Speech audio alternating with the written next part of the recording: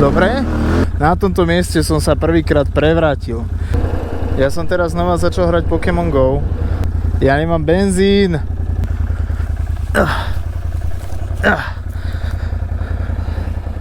Mne to teče. Čaute všetci, vítam vás pri ďalšom dieli štvorkolko vlogu. Neviem ani aký to je part, ale ideme sa voziť. Dám si dnes taký challenge. Mám 2 paličky benzínu a na pumpu to je nejakých 20-25 km mimo cesty, takže som zvedavý, či mi dojde benzín alebo ja dojdem na pumpu, že čo vlastne sa dnes stane.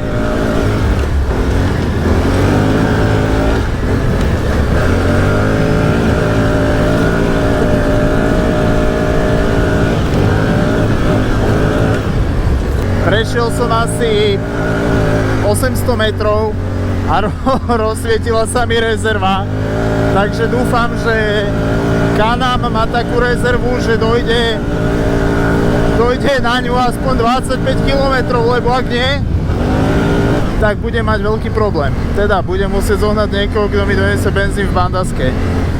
A keďže je sobota, 30 stupňov, všetci sú niekde pri vode alebo majú nejaký program, tak nerad by som niekoho otravoval. Ale ja si myslím, že to zvládneme. Akože nemám vôbec vyskúšané takéto jazdenie na rezervu, nakoľko vždy pred výjazdom tankujem, ale keďže je taký deň, že je 30 stupňov sucho, podmienky na štvorkolku sú také, povedal by som, že nič moc, tak som sa rozhodol, že sa prebehnem aspoň na tú najvzdialenejšiu pumpu, čo má možnosť natankovať. No nič, poďme jazdiť.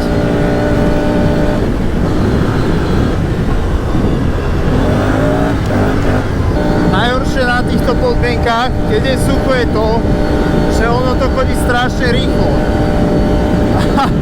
A je to o to nebezpečnejšie.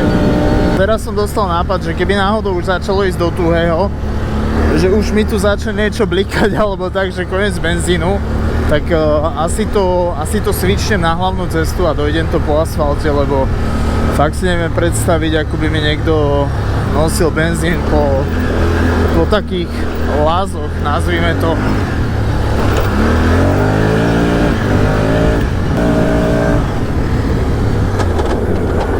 Dobre, toto skoro bol problém. K tomuto miestu mám takú storku, že odpadnete. Išli sme na Can-Am Maverick Turbo 2. Ja som nešoferoval. Palba tadialto, sem ako vidíte odklopená rovinka. Chcel to šofér zobral driftom. Tu nás seklo kolesom. Can-Am Maverick cez strechu takto, cez strechu a skončili sme na ľavom boku posadení sem. Čiže tu na tomto mieste som sa prvýkrát prevrátil. Ale dôležité, nikomu sa nič nestalo. Maverick to taktiež v pohode zniesol, takže môžeme ísť ďalej.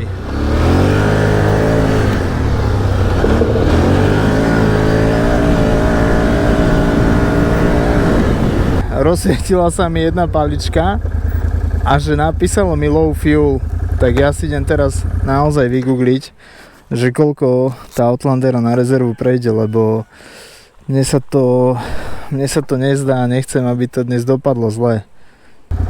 Podľa ChatGPT by som po rozsvietení rezervy, ktorá teraz práve zhasla, mal prejsť v ľahkom teréne, na ktorý sa dnes chystám, alebo po ceste, ešte 25 km určite. ChatGPT povedal, že 40. Rezerva by mala mať 5-6 litrov.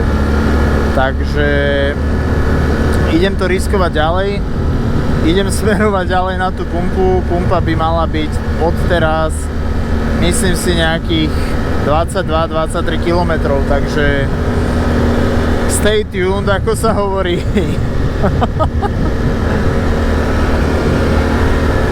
Mali sme teraz kratší prestup po asfalte.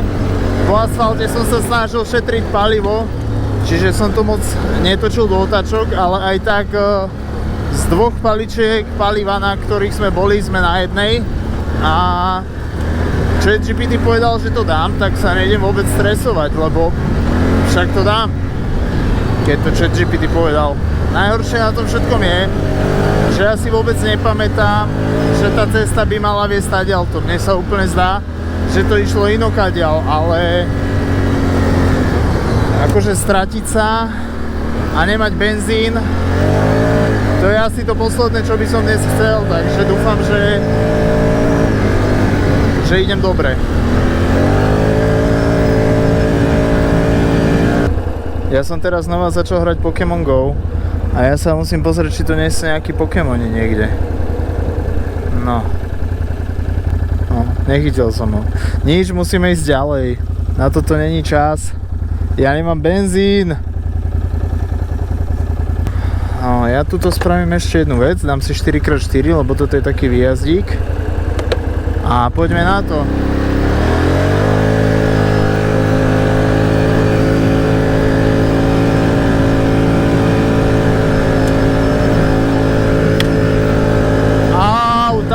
Takú ránu som dostal do hlavy od konára. Tieto balíky sú parádne.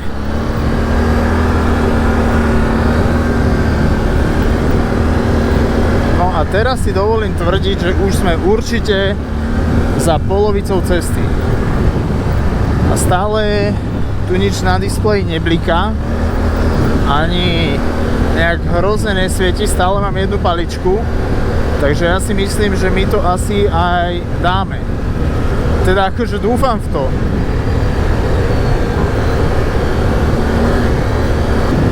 Po tejto ceste pôjdem úplne opatrne, nakoľko išiel som taďalto 4-krát.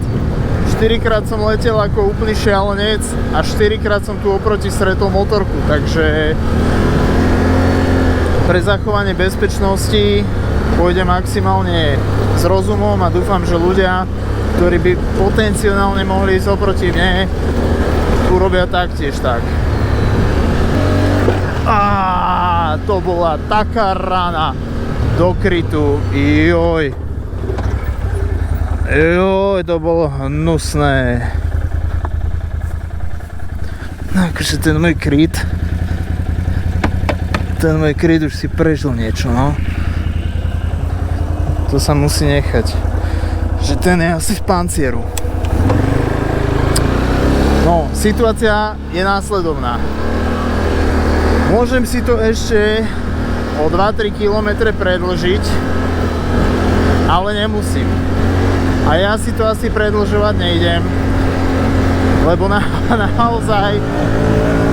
naozaj ma desí tá rezerva, nebudem klamať. Dám si sidequest, dúfam, že to není nelegálne, ale ja strašne chcem vyliezť na ten balík sena.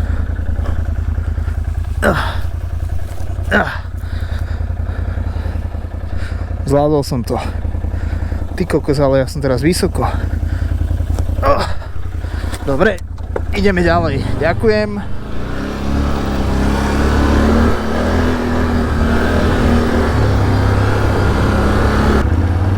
Do prčíc, ja som sa stratil, teda to by mala ísť cesta. Aha, ona asi aj ide, ona je len zarastená. OK. Že tu nebude žiadne iné prekvapenie. No, dobre. To by sme mali.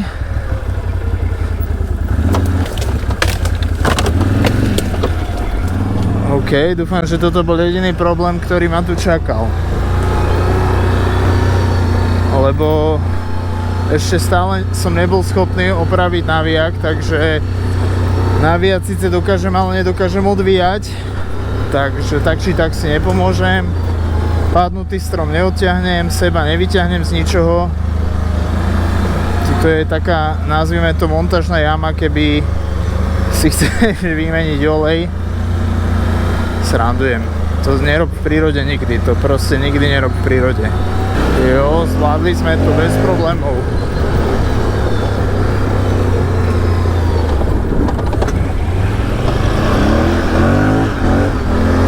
Dovolím si zatiaľ povedať, že dnešná misia bude úspešná, nakoľko myslím si, že na pumpu to není viac ako 3 km a štvorkulka ide a palivo nejaké tam ešte stále je. Ja skúsim predsa ešte jednu vec. Tadiaľ to som nikdy nešiel a keď už sme tu, tak to poďme pozrieť.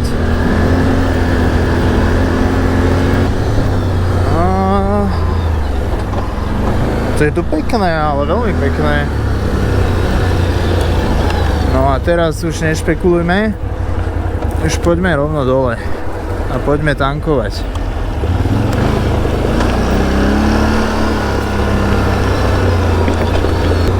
Schválne, kto uhadne, čo je toto tu veľké, napíšte do komentáru, že čo to je. Som zvedavý, že koľko ľudí je z okolia a bude vedieť a koľko ľudí nebude vedieť.